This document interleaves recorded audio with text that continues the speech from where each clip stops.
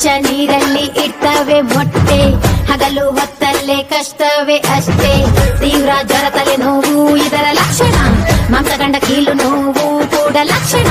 ತೀವ್ರ ಜ್ವರ ತಲೆ ನೋವು ಇದರ ಲಕ್ಷಣ, ಮಾಂಸಖಂಡ ಕೀಲು ನೋವು ಕೂಡ ಲಕ್ಷಣ. ಡೆಂಗ್ಯೂ ಜ್ವರ